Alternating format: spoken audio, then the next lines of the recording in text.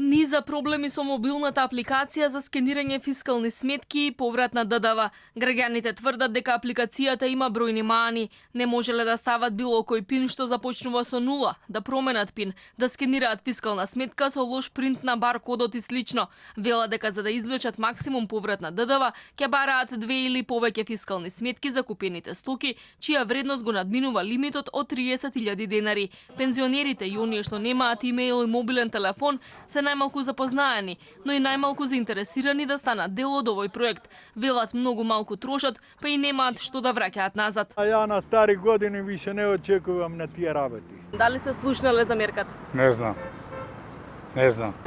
Јас немам такво нешто исто. Па може да се обратам и да видам што и како е, што нудат и како. Но нешто што му треба. Моментално, да.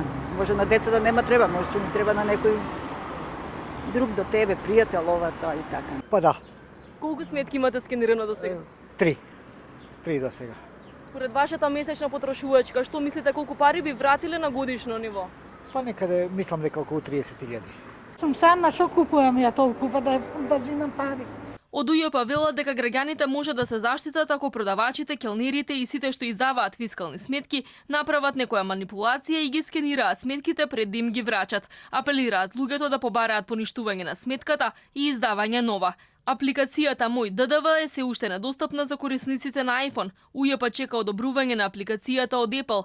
Управата дополнително постави 36 киоск апарати во канцелариите на УЈП ширум земјава, на кои ќе може да се скенираат фискални сметки. Право на поврат на ДДВ има секој над 15 години со сметка во банка и регистриран во електронскиот систем на УЈП. Апликацијата не ги чита сметките без баркод и фискалните издадени од фирми што не се ДДВ обврзници. Такви се дел од таксистите и малите продавници и бутици.